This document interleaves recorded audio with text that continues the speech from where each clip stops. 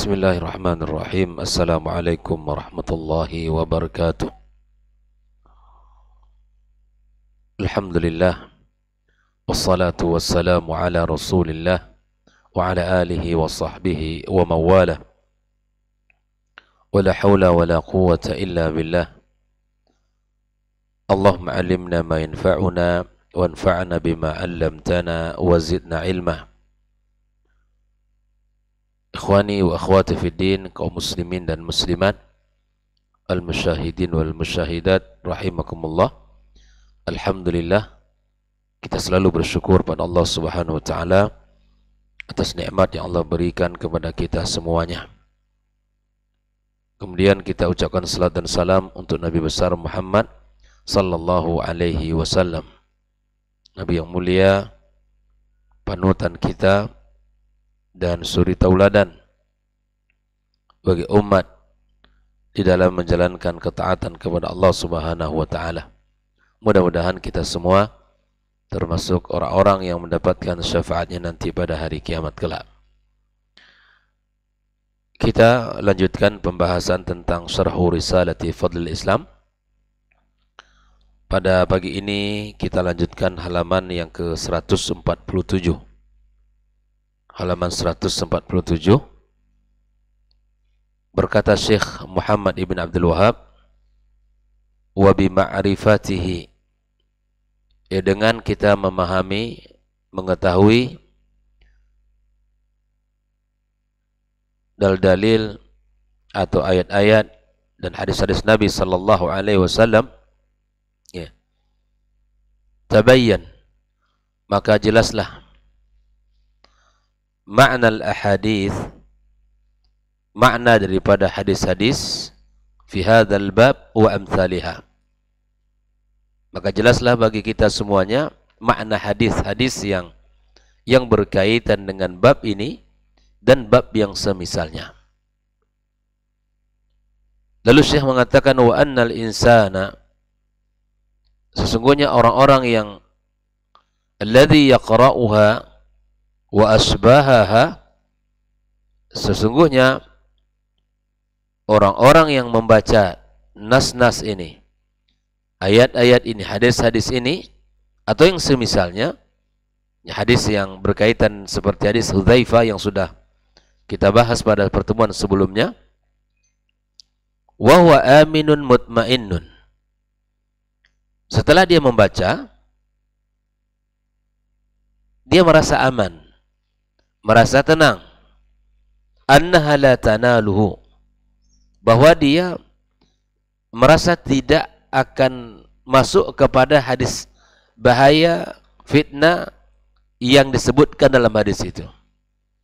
Betapa dalam hadis Hudzaifah, ya, Nabi sallallahu alaihi wasallam menyebutkan, fitnatu amya, fitnah yang membutakan, dan fitnahnya sangat samar.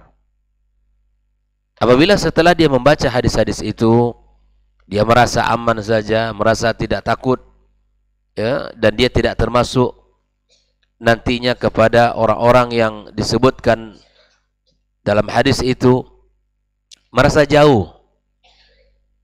Kalau hadis itu bukanlah peringatan untuk dirinya, merasa aman. Wa yadhunnuha, dan dia mengira, fi qaumin kanu fabadu, mengira itu adalah pembicaraan pada kaum-kaum masa lalu, kaum-kaum yang telah lewat. Ini peringatan dari Syekh Muhammad Abdul Wahab. Ini seakan-akan beliau mengatakan kepada kita, bahwa ketika kalian membaca hadis ini, berita-berita tentang peringatan dari Nabi sallallahu alaihi wasallam, setelah itu sikap kita merasa aman, sikap kita merasa baik-baik saja, bahwa hadis itu, peringatan itu terjadi, hanya untuk pada masa yang lampau. Nah, maka beliau menukilkan ayat yang Allah sebutkan dalam surat Al-A'raf ayat 99. Afa aminu makrallah, apakah mereka merasa aman dari makar Allah? fala ya'manu makrallahi illal qaumul khasirun. Tidaklah ada orang yang merasa aman dari makar Allah kecuali orang-orang yang merugi. Orang yang merugi, para ulama mengatakan di sini ada dua. Pertama, orang-orang kafir yang merugi, tidak beriman kepada Allah, tapi merasa aman, merasa baik-baik saja, merasa selamat dari azab Allah. Al-khasirun yang kedua, mereka orang-orang yang bermaksiat, yang selalu berbuat dosa, merasa aman saja. Bahkan semakin kencang dosanya, maksiat semakin banyak rezekinya. Dia merasa begitu. Kita lihat penjelasan Syekh Shalih Fauzan nanti. Nah, dalam ungkapan Syekh Muhammad Ibn Abdul Wahhab ini, ya, menyampaikan bahwa orang-orang setelah membaca hadis-hadis tadi, ayat-ayat yang memberikan peringatan kepada kita tentang bahayanya di akhir zaman dan kemudian bagaimana samarnya keburukan itu, ya, sulitnya kita membedakan antara hak dengan yang batil. Tetapi dia merasa aman saja. Ini hanya berlaku untuk kaum yang sebelumnya. Maka bagaimana Syekh Shalih Fauzan menjelaskan? Alladzi yaqra' hadhihi an-nusus wa amthaliha, yang membaca nas-nas seperti ini dan yang semisalnya, wa yatafaqahu biha, dan dia memahaminya, wa ya'malu biha, dan kemudian dia mengamalkannya, yakunu ala tariqin najati, ya, maka dia berada pada jalan keselamatan. Tariqis salamah, jalan keselamatan. Orang-orang yang mempelajari hadis-hadis yang semisal, kemudian dia mengamalkan, memahami dan mengamalkan, maka Syekh Shalih Fauzan mengatakan dia berada pada jalan keselamatan. Wa ammal ladzi la yaltafit ilaiha, yang tidak peduli, ya, au yaqra'uha, tidak pula mau membacanya, tidak mau tahu dengan hadis-hadis itu, tidak mau ingin belajar dan tidak ingin membacanya. Walakin la yata'ammaluha wa la yatafaqahu biha fiha aw ya'man ala nafsihi minal fitan wal inhiraf. Yang tidak membacanya, yang tidak melihat, yang tidak mentadaburi, yang tidak memperhatikan, yang tidak memahaminya, atau dia merasa aman atas dirinya dari fitnah-fitnah dan penyimpangan, fahadha hariyun ayyakuna ma'al halikin. Ini orang, ya, lebih mudah masuk kepada kelompok orang-orang yang hancur dan binasa, lebih utama. Jelas. Kalau kita membaca dan memahami, mengamalkan, insyaallah jalan kita jalan selamat. Tapi yang tidak mau membaca, yang tidak mau mempelajari, tapi kemudian dia merasa aman, merasa baik-baik saja, merasa selamat dari fitnah dan penyimpangan, maka orang ini, kata Syekh Shalih Fauzan, ya, lebih utama masuk kepada kelompok yang akan binasa. Li'annahu lam ya'khudh bi asbabin najah. Kenapa demikian? Karena dia tidak mengambil jalan-jalan keselamatan, sebab-sebab keselamatan.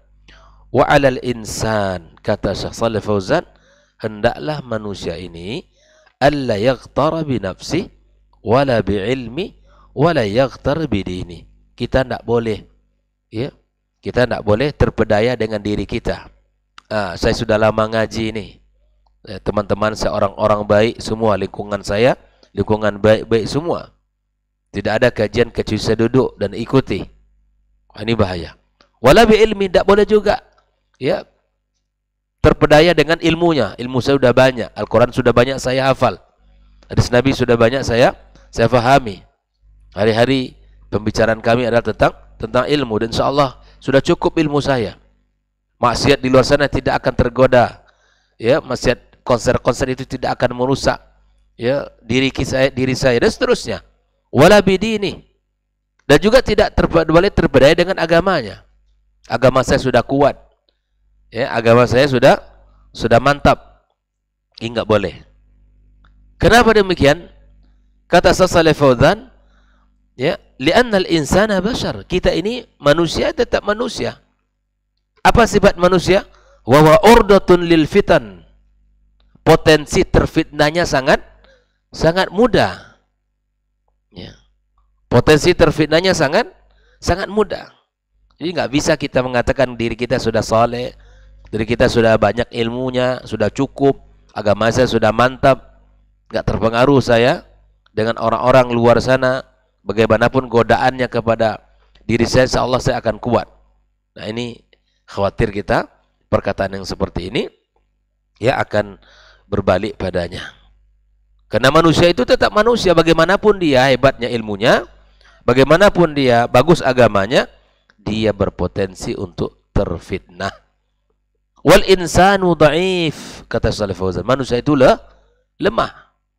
Walihada kana nabiyuna sallallahu alaihi wasallam, maka oleh karena itulah Nabi kita Muhammad alaihi salatu wassalam yukthiru min qawlih, banyak membaca doa ini.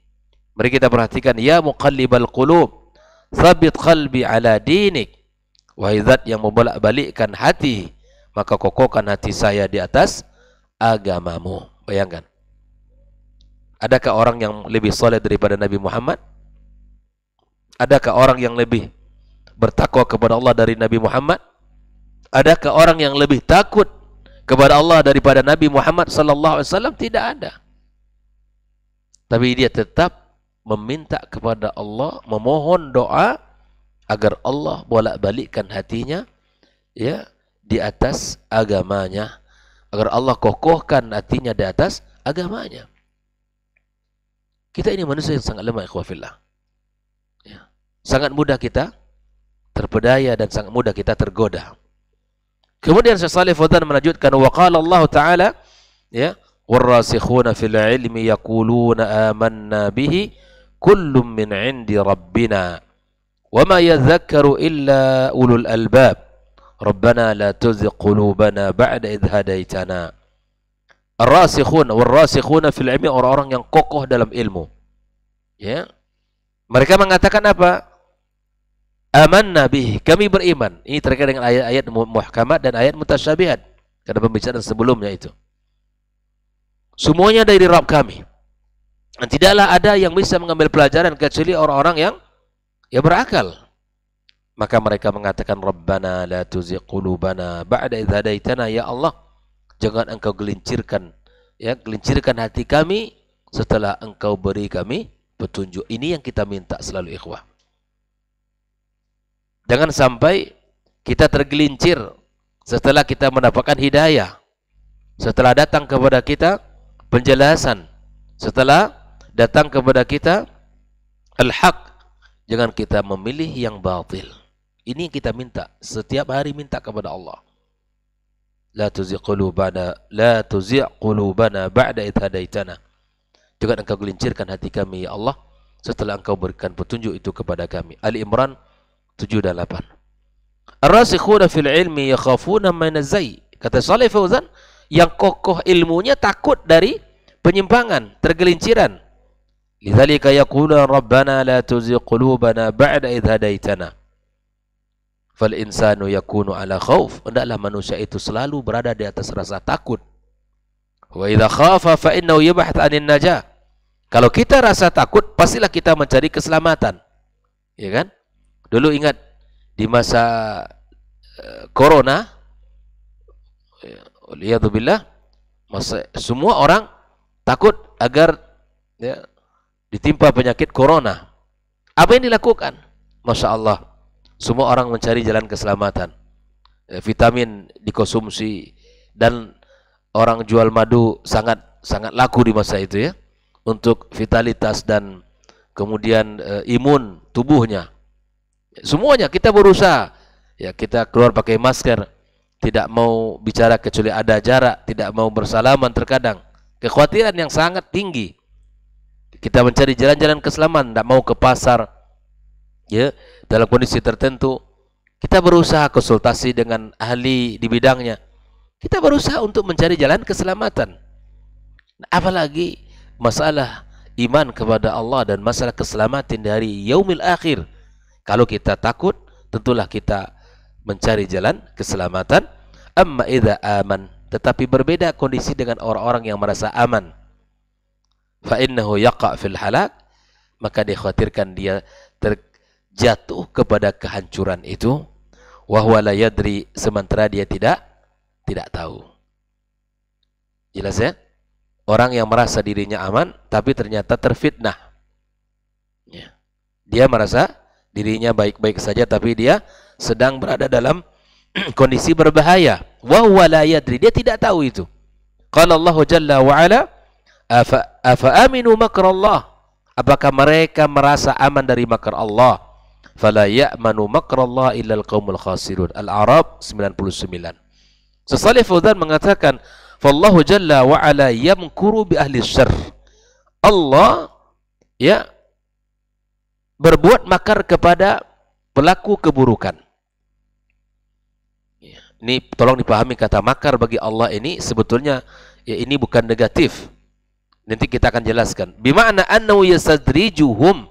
Allah sesungguhnya memberikan istidraj kepada mereka. Pelan-pelan Allah berikan. Pelan-pelan Allah ulurkan kenikmatan-kenikmatan itu.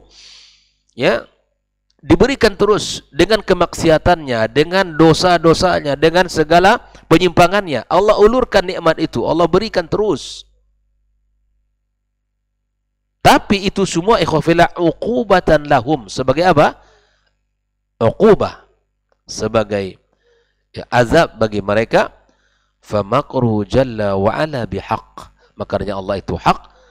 Wa huwa isalul uqubati ila man yastahiqquha bitariqin khafiyyin la yatanabbah lahu. Allah memberikan azab itu, hukuman itu kepada orang yang berhak mendapatkan hukuman dengan cara yang samar, dengan cara yang halus. Dia tidak merasa, tidak merasa itu adalah azab dari Allah. Jangan-jangan kenikmatan yang Allah ulurkan kepadanya, ya itu adalah uqubatan lahum.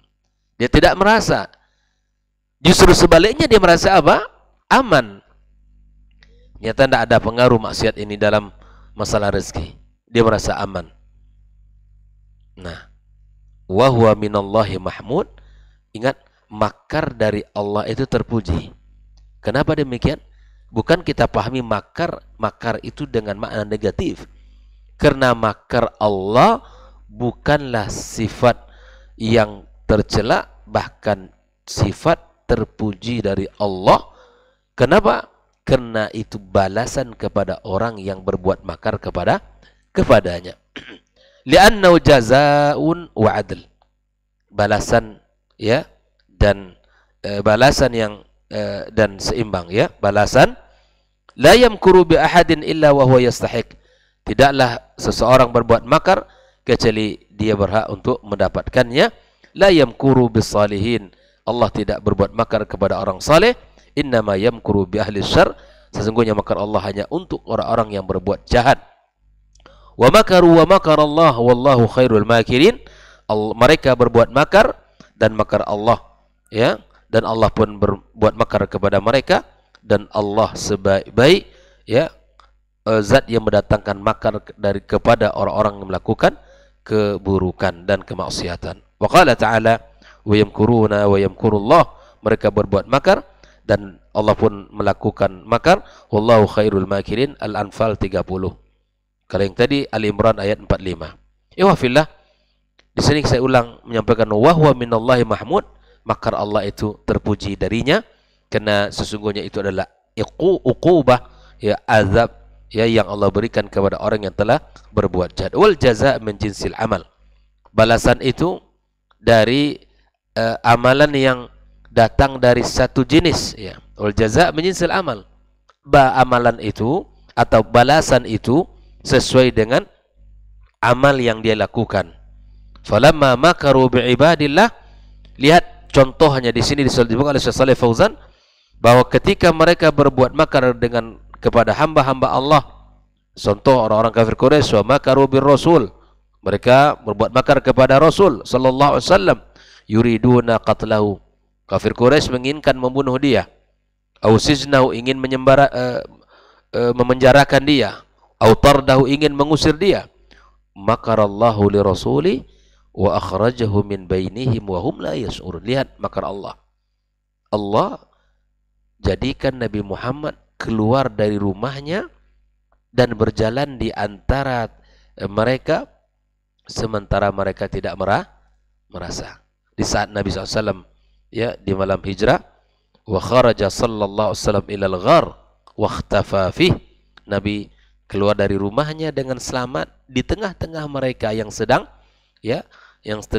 berjaga-jaga yang mengintai Nabi Muhammad, sementara mereka tidak merasa kalau Nabi itu keluar. Nabi langsung masuk ke dalam gua dan bersembunyi di sana. Walamma qata'at talab, setelah semua selesai dari pencarian terhadapnya, zahaba ilal Madinah, maka Nabi pergi ke Madinah.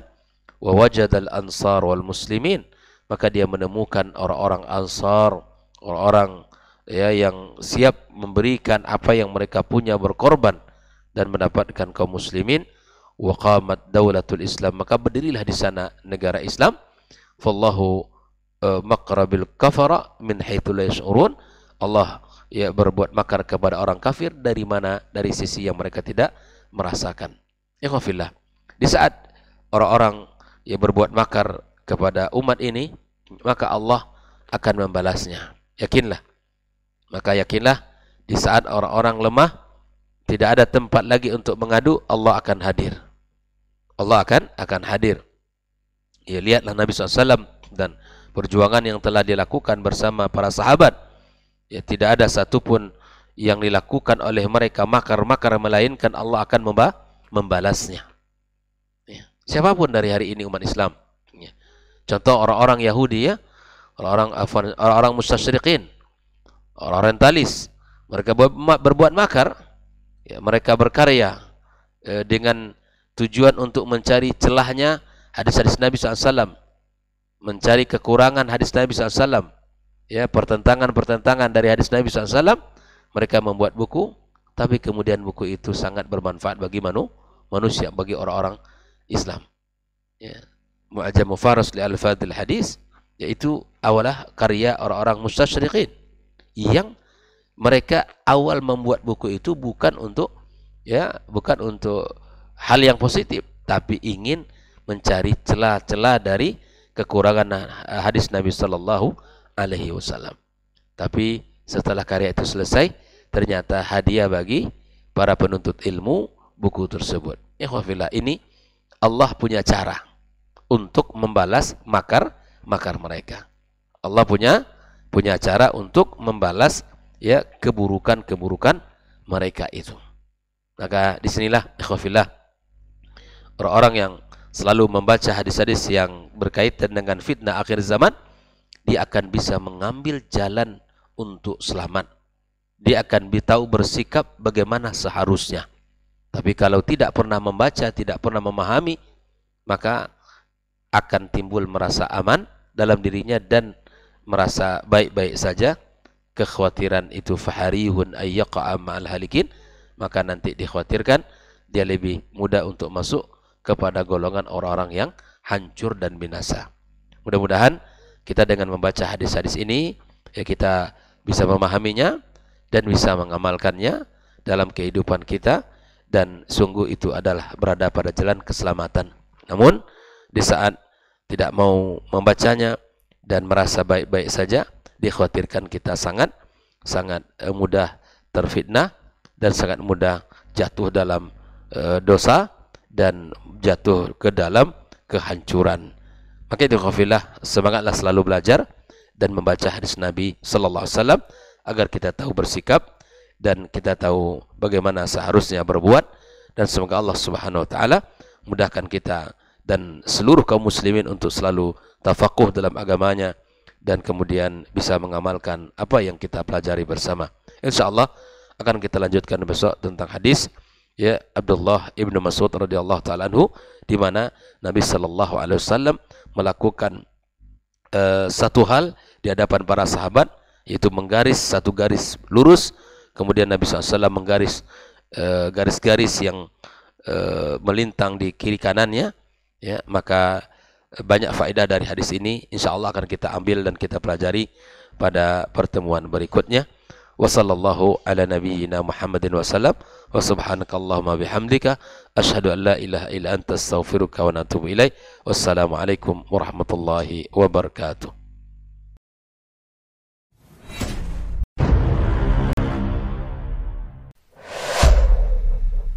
Dunia dan seisinya ini bagi Allah tak sama nilainya dengan sebelah sayap lalat. Barang siapa yang beramal untuk akhiratnya, Allah akan cukupkan baginya urusan dunia. Sayati zamanun 'alan nasi as-sabiru fihim qalqabit al-jamarah. Akan ada satu masa di akhir zaman yang berpegang teguh dengan agamanya seperti orang yang sedang memegang bara